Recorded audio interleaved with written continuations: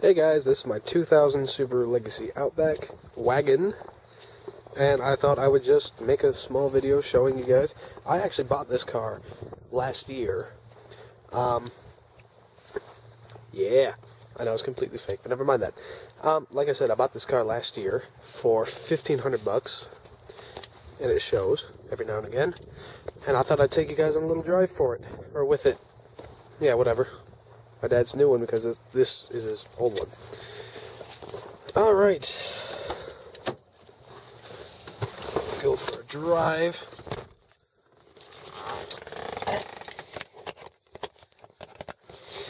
Okay, so, again, this is my car. 2000, so it's done quite a few miles. It's done 180,000 miles. When I bought it, it had 156. And I want to know if any of you think that there's anything too wrong with it, like when I'm backing up, which I'll show you guys in a minute, the gearbox is really slow, or when I'm trying to speed up when I'm doing 55, it'll like snap and jerk the car very, very badly, so we'll see. But, safety first. And like I said, this car is 13 years old, so you got to give it some credit. We'll just get this out of the way. Alright, so, I'm in reverse and it just clicked. Let's go. Hope I don't hit anything. That would be unfortunate. Catch that all on camera. Well, how'd the accident happen? Well... Okay, we're going to go this way. Now, of course, it's winter, so... Alright, ready? Now we can go forward. That's how slow the gearbox is on this. I don't know if that's just a Subaru thing, or if it's something wrong with the gearbox. If any of you know, please tell me in the comments. But it's been worrying me for a while now, because I don't want to wreck the gearbox, if that is what it is. Something's wrong with it. And it's going to sound stupid, but I want to restore this car back to its original condition, like factory. I'm not doing too good of a job of it, as you can see, but I am trying, and I will see what I can do. Other things that are wrong with it. Oh, there's another Subaru up there. Yeah, Subarus are pretty popular in Wisconsin, if you didn't know. Gotta be careful. But yeah, everybody loves Subarus up here, and everybody I've talked to says they haven't had a single problem with theirs, apart from me. Let's see, the roof leaks, the back wiper, you can't get any fluid out of the, yeah, you know what I'm talking about, the washer fluid. Can't get any out of there. It's got two blown speakers, but those I know how to fix. What else? Heated mirrors, they're a gamble. You don't really know what you're going to get. Sometimes they work, sometimes they don't. Whoa, dear, my camera's falling over. I have to be careful of that. If you guys end up looking at the ceiling, sorry, this is kind of my first time doing this. And it's just... Even the heated seats, I mean, this is a limited, so it's got all that stuff, but I want all that stuff to work. And there's that knock whenever I go over a bumpy road that just does not make me comfortable. It makes me feel like the suspension's giving out. Well, not giving out, but like the struts aren't as good as they used to be. It understeers a bit every now and again, if I'm not careful. Could be account of me going too fast, or I'm thinking the sway bar might need replacing. But, again, this is my first car. Boy, is that loud. It's my first... Here we go again. It's my first car, and I do want some suggestions on how to fix it. I do hope to be able to work on Subarus, because mechanics for them are in short supply. So, any more that can help, can help. Apart from that,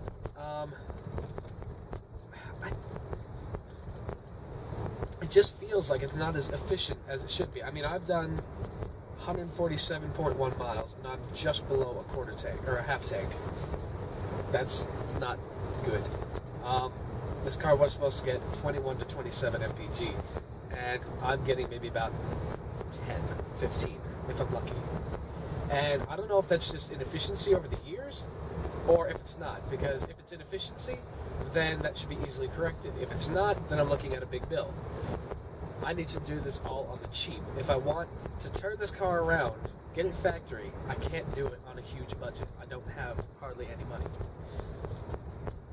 The seats need replacing. The electrics are sometimes a bit wonky. Like if I turn on the blinker, I can see the other lights dim with it. And it's certain things just make me question, like if I'm going slow and I have the wipers on, they'll go slower, and if I rev it up, they'll go faster. And again, I just need help with this, guys. I don't know what I'm doing. So if any of you have any suggestions at all, please tell me, because this car I want to make at least worth about $5,000. It's still worth it, I believe it, but again, I just need the advice and the help. As for the mechanicals of it, the brakes, they work fine. The only problem is the person before my father who bought this, they decided it would be a very good idea to keep the standard brakes, but then put ceramic pads on. So what happens is they have a rust ridge. The brake discs do. They have a rust ridge on the outside of them. The ceramic pads expand, and they rub on this rust ridge, which creates a terrible grinding noise. It also lifts the pad off the rotor, so you have decreased braking and that very loud noise. Thankfully, they're not warm yet, so I don't need to worry about it. So I've got plenty of braking should there be an emergency, which I don't hope there's going to be. But it is Wisconsin in the winter. This is like our second snowfall, so I wouldn't put it past that we might have some problems. Other things, well, I'm just turning onto a road now. This got 45 mile an hour speed limit.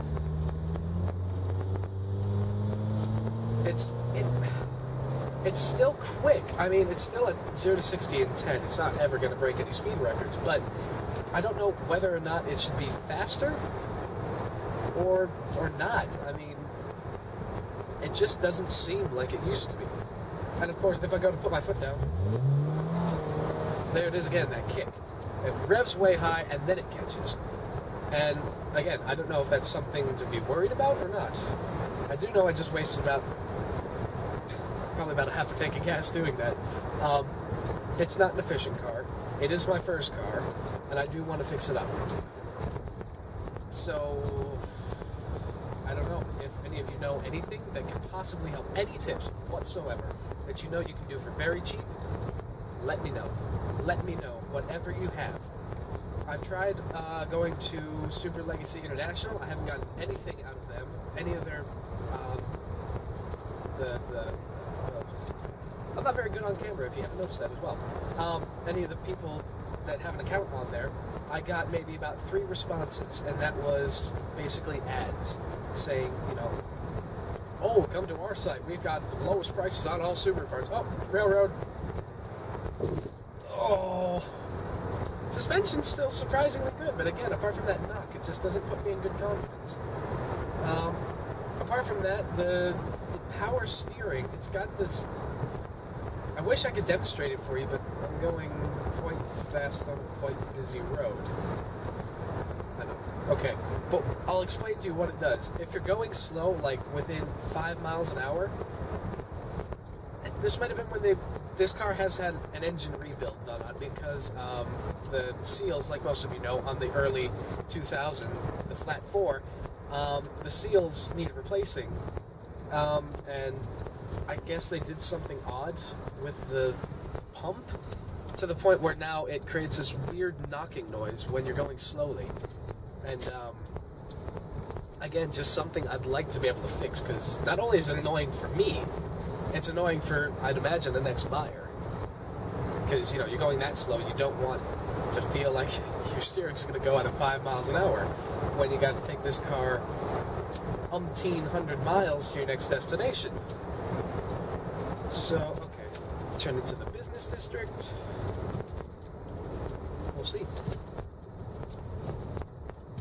I am actually creating this video for a friend of mine. Well, I can't say a friend, he's actually my cousin, who adores Subarus. He's had several Outbacks, and he swears by them.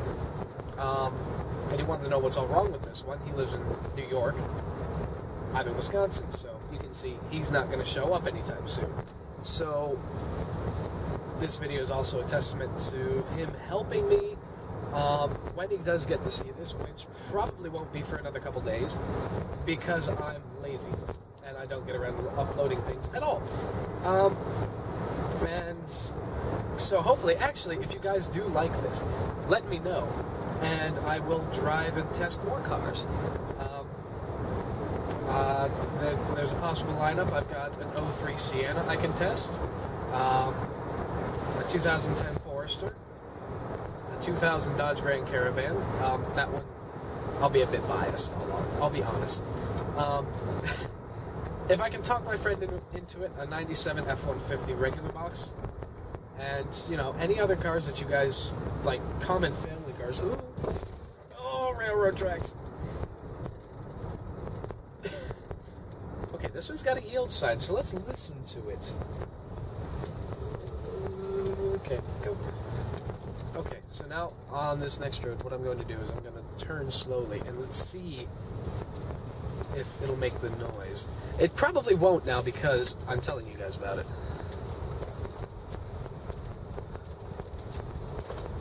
Whoa! Camera's tipping over again. Okay, another yield. Okay, I'm currently doing... My foot's not on the throttle, so...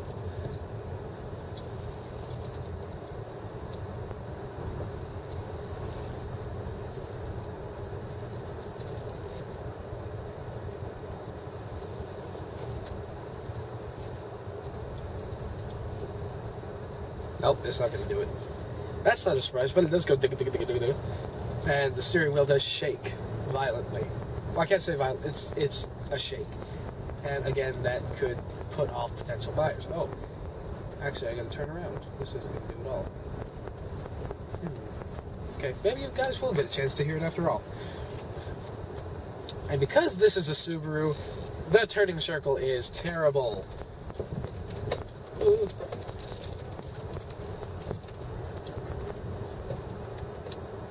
I am now on the edge of the road. That was a wide road. Well, you can see how wide it is.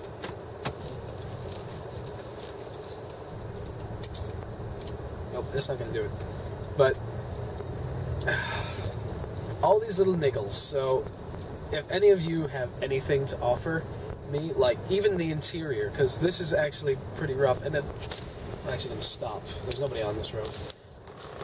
If you look, I've got things like little details, like this sunroof. I can't get that to close. The other one leaks. I did talk to my cousin about this, and he said it's something like this little tray, which I've learned is wrong, actually. He was wrong. What happens is, for those of you who don't know, there's like a coupling on a tray, and the water's supposed to get into this tray and dump on it, and it then drains out the back of the car. Ugh. Anyways, and then it drains out the back of the car via these tubes that go down into the fender wells. Those tubes up by the couplings near the trays, they leak. Now, I've tried everything. I've tried siliconing it. I've tried duct taping it. If you live in the north, that's a way of life. That's how you build things. But none of it's worked. So, it's these little things, like I said. Whoa, big puddle. Rooster tails. And some steam out the back. But I knew that was going to happen. But, so much to do and so little money. Which is, again, why this would be greatly appreciated if any of you could help. So, that's what I ask. And there's not too much to talk about apart from the fact that I need some internal fixings. Like, I put in a new stereo. It's a Kenwood, and brand new. Apart from the fact that there's a huge gap. There's like a gap that wide, and it goes straight back to the firewall. because the original stereo, as most of you know, was like that big. Both hands on the wheel, yes I know. It was like 6 inches tall. And now I put in this like 3-inch tall stereo, and now we've got that huge gap there, and I don't have any panels. So any suggestions, something that would look just absolutely awesome, would match the car. I've got the beige mocha and or cafe coffee, whatever you want to call it, and faux wood trim. So preferably something that matches those. If you don't have any other suggestions than that, then at least replacement parts, because some of them are starting to get quite not good looking. Ooh, suspension again. Also looking for the Outback branded floor mats. The ones I have are really cheap $9 semi-transparent ones. So it was a pack of 4. I decided I'd get them just because if you do live in the north, you don't want to track snow in your car and get it all full of crap. And it's just, like I said, I've been saying it, it's all these things and so little to do it. One thing though I do like is power sliding this puppy. Now watch, I'll wrap it around a pole. So I'm not going to do that. If you want to see any of my other videos, or to leave a comment or private message me, go to Wolfie Lover, L-U-V-E-R 15 on YouTube. Whoa, hey. Subarus, boy, are they good on snow. Anyways, like I said, want to see more, Wolfie Lover 15 on YouTube. I do have a Facebook, but that's only for my friends and family.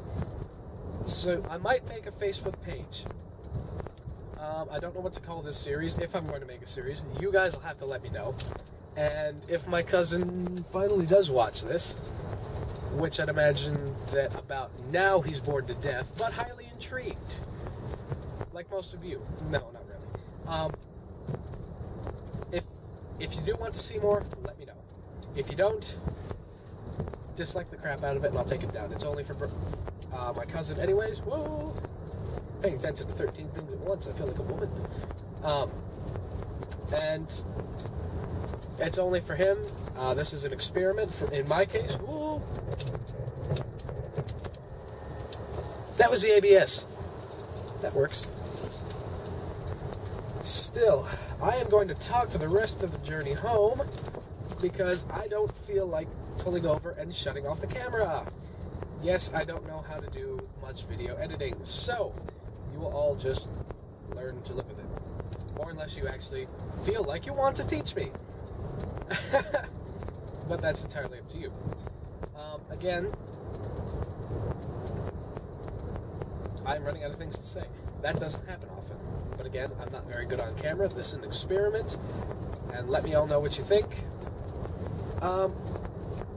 I guess another thing I just have to ask, and you can let me know if you're going to watch this, which you might.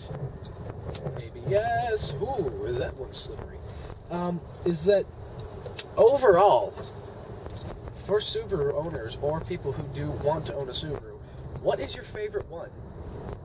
I like the Outback, but it's not my favorite. Like, what year, model, and all of that. I'd have to say mine is the 06 Forester XT, the one with the big old honkin' turbo on it, because that thing is just awesome. Not saying I don't like my Outback, but, you know, it would help to have a bit more power. Anyway, so thank you all so much for watching, and all you drive safe and take care. See ya.